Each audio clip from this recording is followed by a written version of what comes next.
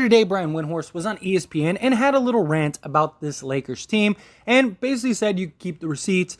This team essentially is going to be terrible, and he doesn't see the direction. He doesn't think that this team is going to work, and he says he feels like there aren't any basketball minds that believe that this team will work, and that he doesn't really understand that LeBron James-led teams have always had elite shooting. So I want you to listen to exactly what he says. I want you to take in exactly what he says. And then I want to break down LeBron James-led teams and then allow you to come to a conclusion if you agree with Brian Windhorst or not. Because I am of the opinion that this team has the potential to be pretty good, right? I've even compared this team to the 2020 bubble team that won a championship. But let's see what those stats are like. Let's see what the three-point percentage has been like on all of the LeBron James-led teams that he's won championships on. And we'll break that down and that analysis, and I'll leave it up to you to decide. So here is what Brian Windhorst actually had to say. So you're looking at all these guys who don't shoot the ball well in a league where shooting is not only at a premium, but for the last 15 years in this league, every team that's had LeBron James, it's shooting. Right. And their best shooter amongst all these guys is Kendrick Nunn, who hasn't played in a year, and we don't even know how healthy he's going to be at the start of the season. I just do not believe, and this can be used as receipts later. You can use this against me, I guess, Lakers. Yeah. I don't believe that the basketball people in this organization believe that this is a group that's actually going to work. I just don't believe it. I don't. So there you have it. That is what Brian Windhorst had to say about LeBron James-led teams and in general. Here's my biggest problem before we jump into the statistics and stuff like that. He fails to mention who those shooters could have been that the Lakers could have gotten. Who during this free agency or in just a trade period could the Lakers have acquired that would have taken us to a higher shooting level? There was Otto Porter Jr.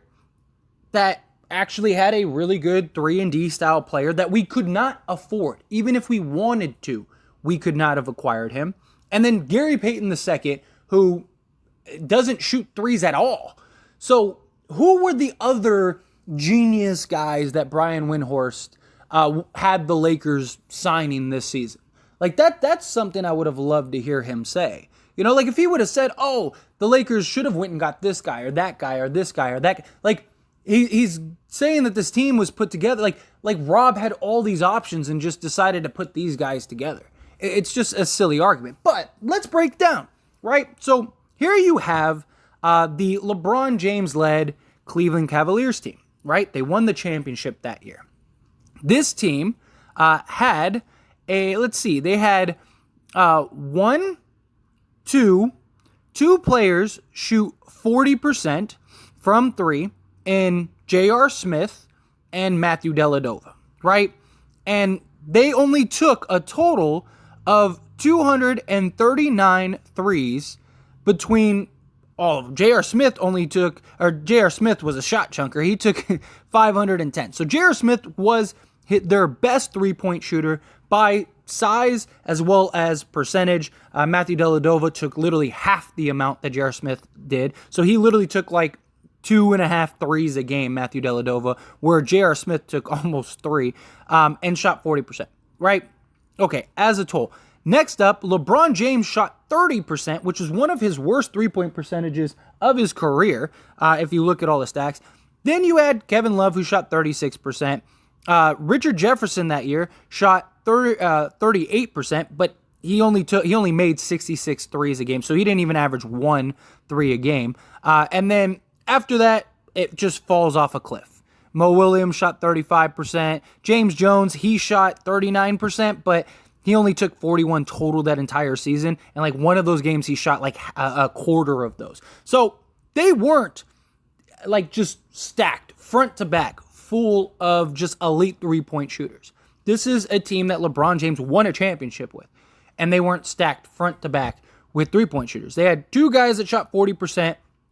Only J.R. Smith was the one that shot an actual large number of threes and 204. Matthew Dellavedova had 98. Now, their total three-point percentage was 36.2% as a team. As a team was 36.2%. Keep that in mind. Next up, we have the LeBron James led with Ray Allen Miami Heat team, right? You had Ray Allen, you had Mario Chalmers who was shooting lights out from three, all that stuff. Now this team, while they were together, they had Mario Chalmers at 38%. Then they had Ray Allen at 37.5%. Then you had LeBron James, who had one of the better three-point percentages of his year at almost 38%. This team, after those three guys, had nobody shoot over 34 to 35%. You had Michael Beasley, but he only took like 23s that entire season. So counting him out, guys that actually had sample size, you had nobody shoot over 34%. This team, again, as a total, shot 36.4%. So LeBron James-led teams have shot roughly 36.4%, 36% on the Miami and the Cleveland Cavaliers team, primarily because they had two guys and both of those teams that shot roughly 40%, and you had LeBron James shooting 38%. Like, so you have basically three guys that shoot the majority of three-pointers shooting at an impressive rate, right? An above league average rate. Now, let's look at the Lakers team, the bubble team, the one that won the NBA championship, right? You had LeBron James at, we'll round it up to 35%. Your next closest was Kentavious Caldwell-Pope, who had 38.5%, right? He only made 92 threes that entire season. That means he only made roughly 1 3 a game, 1.5 threes a game. He only attempted 3 3-pointers a game and shot 38.5%. That was your best three-point shooter next to Dwight Howard, but he only shot 3 of them. Then your next best was, again, Danny Green at 36.7%, and he only shot 120, or only made 123s, again, on basically 3 3-pointers per game. You had Kuzma at 32%. You had Avery Bradley at 36%, but again, he only took 63, or only made 63. This team was terrible from three-point range, and as so, their total three-point percentage was 34.9. So they were terrible from three, and they won a championship. Let's look at what the league average is this season, or this past season, right? So based on the Miami and Cleveland teams, we're talking 36. Miami would be in the 6 to 8 range, roughly, because Charlotte shot 36.5%, and then the fifth was 37. So they would have been Cleveland and Miami based on this past season. Because remember, Brian Windhorst said, oh, we're in a premium for three-point shooting right now. So those teams would have been roughly league average. Okay? I'll give them that. Roughly league average in three-point shooting. They would have been they wouldn't have been top 5 in the league. They would have been number 6 to number 7 in the league this past season when it comes to three-point percentage. Now, let's look at the Lakers bubble team, which is the team that I keep comparing this team to. Lakers bubble team shot 34.9, we'll call it 35%, right? Lakers bubble team shot 35%. Here is where the Lakers would have been this season. They would have been almost as good or almost as worse from three as last year's Lakers team was. Last year's Lakers team was 34.7%, and the bubble Lakers were 34.9%. The Lakers would have been the 20th worst three-point shooting team in the league as the bubble team. I have said this time and time again. The Lakers bubble team was terrible from three-point range. Terrible as a team. They were terrible. They weren't good from three. They would have been 20th in the league this past year from three, and they were still one of the bottom teams from three that year. But they were able to win on their defense. They were able to win on their chemistry. You had a dominant Anthony Davis, and you had a dominant LeBron James. We're in the same position. This Lakers team this year has multiple guys that can shoot 38 to 40% because they've done it in past years. Walker had a season where he shot 40%. LeBron James last year shot about 36%. So let's say it stays there. Let's say LeBron stays there at 36%, right? Then you have, let's say, Kendrick Nunn stays at his percentage, 38%. And then you have Patrick Beverley, who his career average is 38%, right? So right there, you have just as many guys that shoot the three ball as the Cleveland and the Miami teams. And so that would put you, just based on their stats, in the top percent. The overall average. Walker shot 40%. Let's say he doesn't shoot 40%. Can he shoot 35, 36%? The Miami-led teams, the Cleveland teams, all had 2 or 3 guys that shot 38 to 40%. And then everyone else shot league average or below.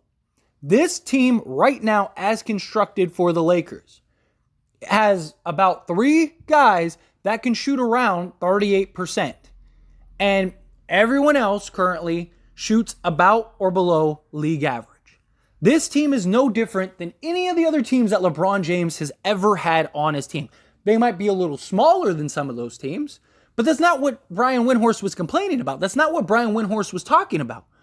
And look, I don't know. Maybe this team does turn out to be terrible. Maybe this team is awful.